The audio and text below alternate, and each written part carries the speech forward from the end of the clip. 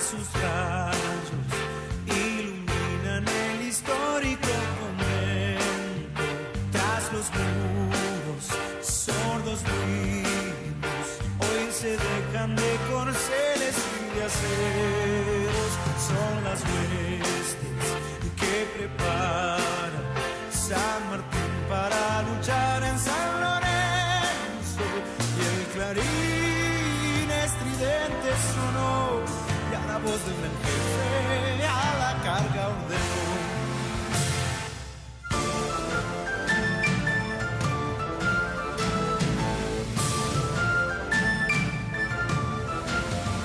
Avanza el enemigo a paso redoblado, y al viento desplegado su rojo pabellón, y al viento desplegado su rojo pabellón, y nuestros ganaderos aliados de la... ¿Cómo están?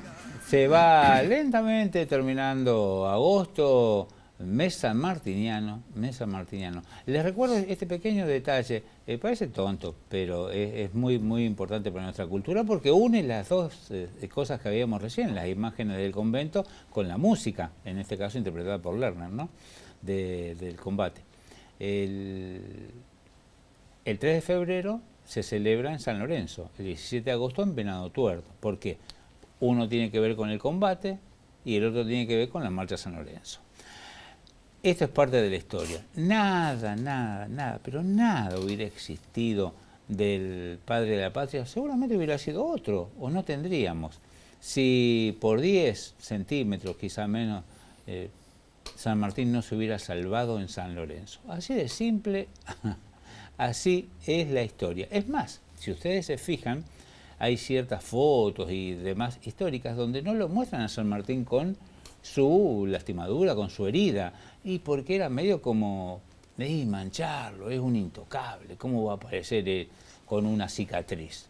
Pero en verdad lo acompañó toda su vida, como recuerdo y como también como recuerdo de la suerte también, ¿no? De San Lorenzo. Para hablar de historia y de San Martín, como siempre, hemos convocado a nuestro queridísimo amigo Miguel Ángel Brusasca. Miguel, qué gusto recibirte, ¿cómo estás? Mucho gusto, es un placer estar otra vez aquí compartiendo sobre todo estos temas vinculados a la historia de San Martín, que nosotros tratamos, dicho esto con todo respeto, de ablandar, de hacerlo más coloquial, para entender mejor al general. Sí, sin lugar a dudas. Y vos sabés que en una reunión de amigos, te voy a sorprender con esta, ojo, prepárate. En una reunión de amigos los otros días, siempre surge el tema, ¿viste? De esto, lo otro, San Martín, bueno, y a vos que te gusta San Martín, ese soy yo, y va el señor Brusasca, que siempre esto, La pregunta fue puntual. Che, ¿se le conoce a San Martín otro romance, otra mujer? ¿Por qué él se va de acá en el 24? Murió en el 50, si pasó más de un cuarto de siglo sin una pareja, sin una novia. ¿Cómo es eso? ¿Hay algo escrito? ¿Se conoce algo, Miguel? Usted me habla del proceso llamado el ostracismo de San Martín. Exactamente. De 1824 hasta que muere. Hasta el 50. Él se va con su hija pequeña desde Buenos Aires, sí, en febrero de 1824, suben a un barco, se van a Francia, luego de allí no pueden ingresar a Francia, van a Inglaterra, se radica un tiempo en Inglaterra y luego va a vivir a Bruselas. De 1825 a 1830, y luego sí consigue un salvoconducto para ingresar a territorio francés y los últimos años de su vida los vive en el país galo. En realidad debe ser una de las cartas mayores de lo que significa la privacidad, el respeto y cuidar la vida íntima, porque no se le conoce ninguna relación afectiva ni amorosa a San Martín en España, en Europa, en ese proceso. Porque yo recuerdo también, Miguel, que en varias de las cosas que leí, que son ínfimas al lado de las que has leído vos, en todas las reuniones donde se lo invitaba a San Martín, sobre todo en Francia, ¿no? En reuniones oficiales, donde estaban sí, los más altos dignatarios y demás de la época, San Martín siempre iba solo. Sí. En ese periodo del ostracismo, él cuidó muchísimo el detalle porque creo que trataba de dar el mejor de los ejemplos en cuanto a conducta, a educación para su hija, que era su obsesión, la educación de su hija. Él había dicho, necesito ahora que terminé la campaña encontrar un lugar donde morir en paz, pero asegurar la educación de mi hija. Y eso me parece fascinante porque desde el primer momento en que él consigue ya poner pie en suelo europeo, fundamentalmente en Inglaterra, después que no puede entrar en Francia, inmediatamente una de sus primeras medidas es ubicar a su hija para que continúe la educación. Un poco la familia Escalada, su abuela le había dado ciertas enseñanzas con docentes maestros particulares, como usaban las familias acomodadas, claro. Y luego, claro, él las saca así de improviso y pobre niña, la sube a un barco y se van. Sí, pero con un desconocido. Sí, claro, totalmente. Cuando el hombre se presenta en la puerta de la familia Escalada a buscar a la niña no sabe quién es. Terrible. Y máxime que San Martín no gozaba de la simpatía de doña Tomasa, sí. Entonces un poco también el tema es que él escribe esa famosa carta que demora como 3 meses el barco y él después escribe, ha sido difícil la travesía con la niña, está hecha un diablotín, ¿cómo me la han resabiado? Dice. Es decir, la niña consentida, criada con todos los gustos. Qué terrible. Y de todas maneras, bueno, en la vuelta de la vida la niña es la que le cierra los ojos, ¿no? Obvio, una construcción. No, una cosa maravillosa. Una construcción como la de cualquiera de nosotros. Sí, claro. En este caso, en persona de alguien que trascendió todas las historias, todos los momentos de nuestro país. Pero Andrés, discúlpeme, él se va, no tenía 50 años cuando se va, él no puede entregarse a una vida licenciosa si tenía como objetivo la educación de la niña. Sí, pero tranquilamente pudo haber pasado. Sí, bueno, pero cuidó ese detalle. No pasó. No pasó. La otra que me hicieron los muchachos, a ver, parece que tiene que ver con intruso, pero no es así, no son temas menores. ¿De qué vivía San Martín? ¿Con qué plata vivía? Si no le pagaban, de acá no le mandaban un peso. No. Él supuestamente no tenía mucho dinero. Sí, un montón de amigos y relaciones, que siempre ayuda a sobrevivir. Él se va con lo puesto y un par de doblones de oro, una pequeña reserva, que no sería mucho dinero, y de hecho que él no figuraba en la nómina de pagos del ejército argentino, del Río de la Plata. Sí. Chile, después que lo habían marginado a O'Higgins, también cayó San Martín en desgracia y fue sacado de la nómina de militares. O sea, recibía algunos pagos mal tarde y nunca del Perú. Ah, ¿sí? Entonces se libraban algunas letras. Imagínense que eso llegaba por barco 5 meses después. Él tenía que cambiar esas letras en los bancos de Londres donde le daban monedas. Obvio. Por eso, como protector del Perú. No, en realidad él queda como hombre de armas, es decir, una pensión como militar del Perú, como generalísimo de las fuerzas militares del Perú. Ese es su rango. Él no aceptó ser mariscal del Perú. Pero entonces se le asignó una pensión, un sueldo, que llegaba mal tarde y nunca. Y después se dejaron de mandar. Por eso, yo me adelanto un poquito, después retorno a esta línea del tiempo.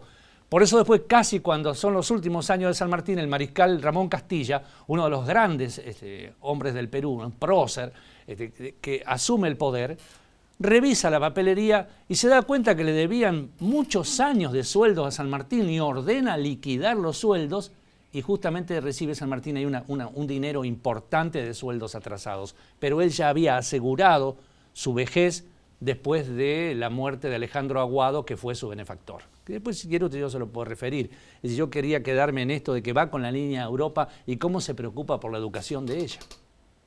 Ese es un tema. Más allá de lo económico, que pasaba vicisitudes. Si quiere, le doy puntualizaciones. Él se sube a la nave y después de varias semanas de navegación... Acá en Buenos Aires. En Buenos Aires, sí, la nave Le Bayonés, y llega al puerto de Le Havre, y resulta que... ¿Dónde es eso, Francia? En Francia. Resulta que Francia ya había hecho una alianza con España y entonces cruzaban información, siempre hubo servicios de inteligencia. Entonces le advierten que llega este hombre que puede ser peligroso. En Francia lo demoran y le revisan todo su equipaje, el cual tiene muchísima papelería de resúmenes escritos por San Martín y muchos diarios. Entonces consideran que una persona peligrosa lo tienen allí a las vueltas, la pasa bien mal, por supuesto, hasta que las informaciones no iban con la velocidad que van ahora, hasta que algunos contactos seguramente se activaron en Inglaterra y es donde consigue un salvoconducto para embarcarse y inmediatamente llegar a un puerto británico. ¿Pero lo ponen preso? No, en realidad no tuvo una cárcel, una celda, estaba con su niña. Estuvo demorado seguramente en alguna dependencia de lo que sería la aduana, el puerto de Le Havre, que es un puerto muy importante. Y allí está en Inglaterra, donde él llega a Londres, tiene algunas vinculaciones, y lo primero que hace en una familia que le recomiendan, llega, se presenta y deja a la niña a protección de esa familia, y la misma dueña de casa es la que va dando algunas clases para que la chica no pierda la gimnasia educativa. En tanto él, con los contactos que tiene, a partir de gente muy importante, que muchos de ellos pertenecientes a antiguas logias y sociedades secretas, empieza una recorrida en carruaje por Inglaterra, y esa recorrida lo lleva al condado de Banff, donde, y esto existe todavía, la mansión, el lugar todo, donde el hombre más prominente de ese lugar es Lord Macduff, que había sido quien intervino para que San Martín lograra conseguir la baja del ejército español cuando estaba en Cádiz, hace muchos años atrás, en 1811, porque no era fácil salirse del ejército. ¿Con qué excusa? Movieron la ficha, como que San Martín necesitaba ir a Lima a cuidar algunas propiedades que no rendían el quinto real para el rey, y arman esto que él tiene que irse al Perú, y nunca tuvo propiedades en el Perú, fue como una mentira ocasional. Y Lord Macduff fue quien le dio el pasaporte para salir de Cádiz e ir a Londres, donde estuvo 6 meses en la reunión de americanos con Miranda y otros más, que son los que se prepararon para venir a Sudamérica. Bien, ya pasó toda la campaña, una década, está de nuevo en Londres. Entonces hace una gira y se va al condado de Banff, y está este señor Macduff allí y lo recibe en su casa. Hace pocos días hubo un homenaje muy grande y lo declaran ciudadano ilustre del condado de Banff. Entonces regresa a Londres, y es lo que dice usted, Londres fue y sigue siendo una ciudad muy cara para vivir, se necesitaba mucho dinero. Entonces, más allá que seguramente no se conoce, pero alguna ayuda pecuniaria puede haber recibido muy pequeña de algún amigo, No te quepa ninguna duda. sí, la red de sociedades secretas lo pone en conocimiento a San Martín, que hay una ciudad de Europa que es cosmopolita, muy liberal y barata. Y hablamos de Bruselas, Mira vos. la capital de Bélgica. Hago un paréntesis. Me dijiste en tu relato, siempre tan apasionado, que se reúnen con gente, entre ellos Miranda. ¿Miranda fue el cerebro de todo esto? Francisco Miranda, el El gran que precursor. escribió el desarrollo. Es decir, ¿no hubiera existido este San Martín ni Bolívar sin Miranda? Miranda fue un... ¿Te la jugás ahí? Mira, la figura, sí, el encuadre que yo doy a Francisco Miranda junto a Juan Pablo Vizcardo y Guzmán, un jesuita fantástico del Perú, olvidado de la historia, es que fueron los grandes precursores. Ellos escribieron las bases de lo que significaba el plan operativo para la independencia de América en alianza con Inglaterra. Todas estas cuestiones de que la llegada de Miranda y el ascenso de Bolívar, todo tiene que ver con la influencia de Inglaterra, que financiaba este tipo de operaciones. No se olvide que Bolívar también estaba ahí, Andrés Bello y tantos otros prominentes precursores de lo que significaría la independencia de Sudamérica estaban en esa reunión de notables, la gran reunión americana en Londres, en Grafton Street al 24, un lugar que bueno, para los que seguimos de cerca la historia, creo que contiene el espíritu de los grandes precursores de la independencia sudamericana. Pero bueno, es otra historia. Le quiero decir que entonces San Martín se va a Bruselas. Y coincido con usted, ¿no? Le empezó a faltar la plata, no era tan fácil. Claro. No era tan fácil. Estaba el hermano de San Martín. Después viene ahí. El hermano estaba en Francia, después regresa. El hermano sí, llega. Razón, tiene disparado de Francia porque tenía algunas deudas de juego, entonces viene. Y sin embargo, después, por sus contactos, como todo bohemio, es quien va abriendo las puertas para que San Martín en 1830 se vaya a Francia. Pero es otra historia. Sí, dale. No, le quiero decir que es muy interesante porque él alquila una casita muy modesta en Bruselas. Una vez que se ubica, manda a buscar a su hija y la coloca en un internado para completar su educación. Que estaba con la familia Estaba con una familia en Londres. En Londres, en la familia inglesa. La manda a buscar a su hija y la coloca en un internado. Y ahí es donde empieza una de las historias más fascinantes de San Martín, que es lo que me ha servido de guía y de eje para tantas charlas y más allá de las batallas y las fechas. Él vuelve a reafirmar aquel concepto: necesito un lugar del mundo donde terminar mis días, pero antes asegurar la educación de mi hija. Así que la niña la coloca, la ubica en, Sí, en sí. un internado y solamente los domingos la puede ir a retirar para pasear o estar con ella. Para dar una vuelta. Sí, para una vuelta. Eso sí, si las regentes allí, las preceptoras, le informaban que la niña había tenido algún mal comportamiento, algún berrinche o algo, Sí. no la retiraba. Una especie, entre comillas, de castigo era, te portaste mal en la semana, te perdés la vuelta con tu padre, para hacerlo más familiar. Pero él dice, yo tengo que reforzar esa educación. Y es cuando, como todo maestro, que esto es fantástico cuando se lo cuento a los docentes, como todo maestro, le nace eso de capacitarse, de prepararse para ser mejor docente. Y entonces él, en 1825, escribe las máximas para mi hija. Que muchos en una primera interpretación dicen, mirá lo que escribió para que la niña lea y se eduque. No, no, las escribió para él. Si él hubiese tenido una heladera y un imán, lo hubiese pegado ahí para leerla cada vez que va a la heladera. Digo, esto es Sí, metafórico. sí, ahí está. Entonces él escribe... Perdón. Entonces las escribió para él. Pero fíjese el tiempo verbal que usa. Dice, humanizar el carácter y hacerlo sensible aún con los insectos no perfectos. Inspirarla, dice, amor a la verdad y odio a la mentira. Como que él le decía, niña, debes inspirarte a fomentar el amor y no mentir. Fíjense la otra, dice, estimular en merced de la calidad de los pobres. Él le tiene que decir, niña, yo vengo aquí a decirte que debes ser caritativa con los pobres.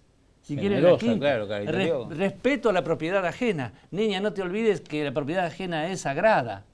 Es decir, es compartida, es compartido el mensaje. Sí. Él se apoya en eso y se lo transmite a su hija y su hija asimila el mensaje. Claro. Y Espera, Miguel. Sí. Fíjate en las 6, A ver. reafirma lo que vos dijiste. Acostumbrarla, es decir, a sí mismo se está escribiendo, se está hablando con palabras escritas. Acostumbrarla a guardar No, pero- un secreto. Y bueno, ahí está ¿Qué? el valor más importante de San Martín. Alguien que guardó secretos por años. Escúchame. Murió Miguel. sin contarle a nadie lo de Guayaquil.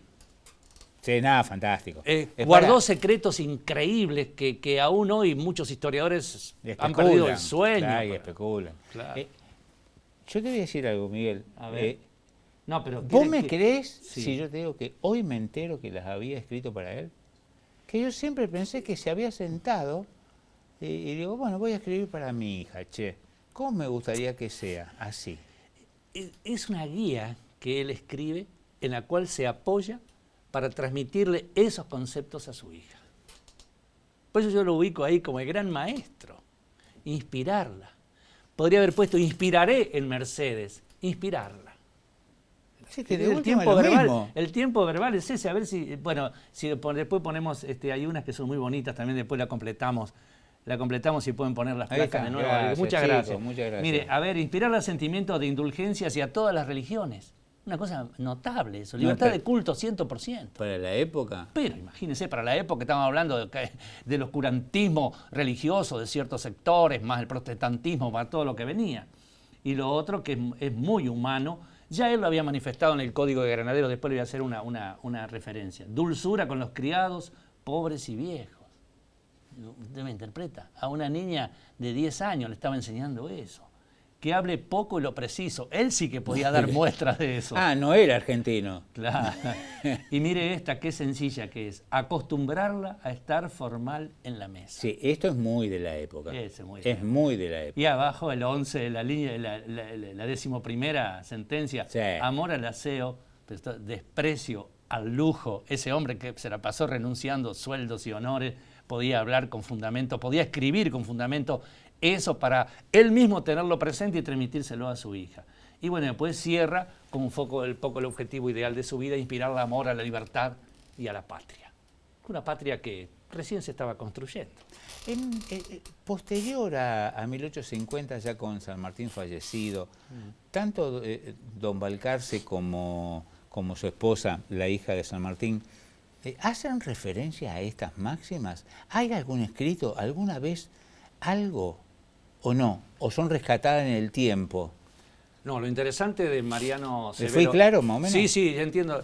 Lo interesante de Mariano Severo Balcarce no hay alguna referencia, pero guardó y atesoró esos papeles del general San Martín como si fueran oro en polvo, que es lo que después él le envía al gobierno del Río de la Plata para que todo eso esté en los museos, sobre todo a Mitre.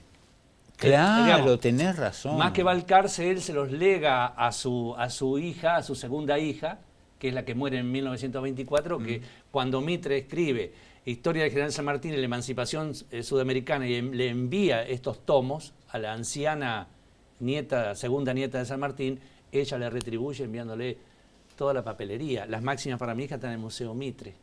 Y es donde también lega los muebles. ¿Cómo? Para. ¿La ¿La máxima dónde está? En el Museo Mitre en Buenos Aires. Ese documento. ¿El original? Claro. Y los muebles originales de Boulogne-sur-Mer, donde murió, acompañados de un plano de cómo estaban dispuestos en la habitación, está en el Museo Histórico Nacional. Sí. Y se los manda la nieta a Mitre. En una conceptuosa carta que vale la pena buscarlo en internet y leerlo, ¿no? Es decir, cómo ahí el eje educativo pasa de San Martín a Mercedes Tomasa, y Mercedes Tomasa cómo transmitió estos valores a sus dos hijas, a María Mercedes y a Josefa Dominga. Y María Mercedes, pobrecita, se descompensó un día, le aplicaron mal una medicina y se murió por una mala praxis. Y luego la que sobrevivió muchos años, hasta 1924, fue la segunda nieta de San Martín, que nunca vino al Río de la Plata y que es francesa. Mirá y que vos. siguió el legado de su abuelo, porque Che, es fascinante. jamás me hablaste de la segunda nieta. Es maravilloso. Es francesa. Usted me hace ir por las ramas, no sé, me pongo loco porque no sé por dónde quiere que vaya, pero si quiere le cuento Bueno, lo de la nieta. usted es de ponerse nervioso, así que dale con la nieta. Fer, mientras me enfocan a mí o ponemos algo, ponele agua. No, vamos bien. Le Poné quería un cachito decir de agua, por favor. que es apasionante hablar de esa parte de las relaciones familiares de San Martín, Sí. porque vamos a quedarnos en Bruselas. Él está Dale. allí, su hija se educa como corresponde. En un internado. Sí, claro. Ujú. Y cuando consiguen el salvoconducto para ir a Francia, que es lo que yo no le podría responder, ¿por qué San Martín, mire que he estado buscando y leyendo, por qué San Martín tenía esa inclinación? Él quería ir a su Elogalo, quería ir a Francia. ¿Será por una cuestión de cultura? ¿Será porque hablaba, se defendía bien en francés? Vaya a saber. Pero dejamos ahí porque es motivo para seguir investigando. Dale. Él se va en 1830 a Francia y París es azotada por una terrible epidemia de cólera. Entonces la legación argentina le manda a un médico para que los asista. Y 30 días está Mariano Severo Balcarce, que era el médico, Sí. cuidándolos, que de resulta se enamora de la hija de San Martín y terminan casándose. Para, yo tengo que abrir. Quedan 2 minutos nada más Sí. de programa. Escúchame esto. Mariano Severo Balcarce, el doctor, Sí. el que se lo designan para que lo cuiden Sí. al general San Martín, de que no pase nada, con la familia conoce a la hija de San Martín, se enamoran, se casan, lo cuidan a San Martín. ¿No es el mismo Balcarce que le salva la vida en Italia cuando estaba a punto de morir y aparece un médico de casualidad? No, ¿Quién es ese? no. En Ese Italia, otro. él está de gira en Roma, Sí. Nápoles, todo, y se descompensa. Sí. Es otro. Es Otro Balcarce. Ah, otro Balcarce. Claro, porque Mariano, Florencio, estaban todos en Europa. Es gente que estaba estudiando o trabajando en Europa, y sobre todo vinculados a las legaciones argentinas, gente que siempre estuvo vinculado a cargos importantes en el gobierno, lo que sería la Cancillería. Tirame un concepto. Le quería decir, a ver sí, si puedo ¿cómo que- en 20 segundos Dale. colocar esto. Una vez que se casan, tienen una primera hija en un viaje que hace Mariano con Mercedes a Buenos Aires. La primera nieta de San Martín, María Mercedes, es argentina. Cuando regresan, porque vino a intentar unos negocios y el tema falló, cuando regresan en 1836, en el Día Nacional de Francia, el 14 de abril, nace Josefa Dominga, que es la que pervive a todos y muere en 1824 en Brunoy, siendo dama de honor y la única mujer condecorada con la Legión de Mérito de Francia, la más alta condecoración por los servicios brindados al ejército francés durante la Primera Guerra Mundial, ya que su hogar de niños y ancianos lo transformó en un hospital. Brunoy, una de las avenidas principales de esa ciudad, se llama Josefa Dominga Balcarce y San Martín. Che, Miguel, Está el palo trastilla, o sea, el eje educativo, No, las máximas para mi hija. 98 años vivió. Claro. Fantástico. Che, quédate, que ahora... ¿Usted dice? Sí, ¿Me invita? obvio, ¿Que me obvio. quede? No, quedaron un montón de ¿Usted preguntas. no cree que los habré No. abrumado con todo esto No, ni ahí, de datos? ni ahí, son un fenómeno, son un fenómeno. Bueno, Gracias, Miguel. Hasta pronto. Punto y aparte. No, punto y aparte. Bueno. Dale. Nos vamos. Gracias por estos segunditos, estamos al límite, así que no hay ni clásico de despedida, nada. Dale, cerrar nomás. Gracias chicos, muy amable por todo.